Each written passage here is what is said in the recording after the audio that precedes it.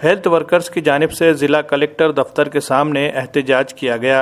Health workers association के ज़िम्मेदारान के वफद ने ज़िला collector से मुलाकात की और उन्हें एक मेमोरेंडम पेश किया, जिसमें ये मुतालबा किया गया कि मुख्तलिफ हेल्थ सेंटरों में वैक्सीनेशन और कोविड के हालात में तिब्बी खिदमात अंजाम देने वाले हेल्थ वर्कर्स को उनकी खिदमात के मुआवजे के तौर पर महज 4 से 5 हज़ार रुपये माहाना दिए जा रहे हैं, जबकि महाराष्ट्र के दीगर अजला में सभी हेल्थ वर्कर्स को माहाना 15,000 रुपये दिए जा रहे हैं।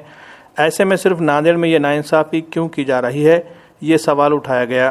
कोविड के मुश्किल तरीन हालात में अपनी जान को जोखम में डालकर मरीजों का इलाज करने वाले हेल्थ वर्कर्स के साथ ज़िला हेल्थ डिपार्टमेंट की जानिब से नाइंसाफ़ी की जा रही है। पिछले 3 महीनों का इन्हें जो मुआवजा दिया गया है वो माहाना 4 से 5 हज़ार रुपये के हिसाब से दिया जा रहा है। इतने कम मुआवजे पर ये लोग काम करने के लिए राज़ी नहीं है और इन लोगों ने अपने काम के मुआवजे को बढ़ाकर 15,000 रुपये माहाना करने का मुतालबा किया है।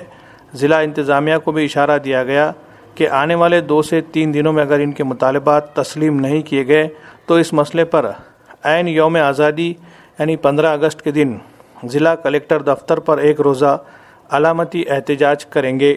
हेल्थ वर्कर्स के एहतजाज में कसीर तादाद में लोग शरीक हुए।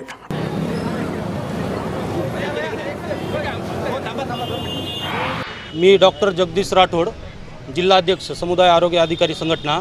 आज जे आम्ही आता जिल्हा परिषद किंवा कलेक्टर साहेबांना भेटलो त्याच्यात प्रामुख्याने आमचं जे कामावर आधारित मोबदला असतो ते आम्हाला 2 ते 3 महिन्याचं 3,000 4,000 याप्रमाणे काढण्यात आलेलं आहे। असे की जे संचालक आहेत अतांत्रिक त्यांनी असा एक पत्र काढलेलं आहे की सरसकट 15,000 दिलेलं पाहिजे, पण ते आम्हाला कोविडच्या काळातलं ते आम्हाला भेटलेलं नाही। म्हणून आम्ही आज सगळीकडे निवेदन देऊन आणि जर का आमच्या ह्या मागण्या 2 दिवसात मान्य करतो असे आम्हाला DH ऑफिसकडून सांगण्यात आलेलं आहे। जर तसं झालं नाही तर 15 तारखेला आम्ही स्वातंत्र्य दिनी इथं कलेक्टर ऑफिस समोर आम्ही 1 दिवसाचं लाक्षणिक आंदोलन करणार आहोत। असे कामं केलोत, वॅक्सिनेशनचे कामं केलोत, लसीकरण केलोत, म्हणजे अहोरात्र कामं करून कोविड ह्याच्यामध्ये कामं करून देखील आम्हाला जे आमचा इन्सेंटिव्ह भत्ता असते तो इन्सेंटिव्ह भत्ता फक्त 5 ते 6 हजार देण्यात आलेला आहे। हे इन्सेंटिव्ह भत्ता आम्हाला इंडिकेटरनुसार 15,000 द्यायचं, तर त्यांनी फक्त 5 ते 6 हजारामध्येच आम्हाला देऊन देण्यात आलेत आम्हाला। पण याच्या पुढे आम्हाला आता 15 इंडिकेटरचे आमचे 15,000 रुपये देण्यात यावे।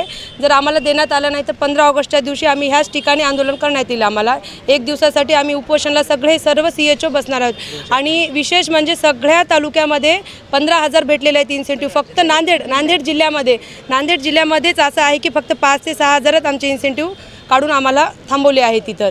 आमच्या जर ह्या मागण्या नाही पूर्ण केले तर आम्ही 15 ऑगस्टच्या दिवशी 1 दिवस उपोषण म्हणून राहणार आहोत आम्ही।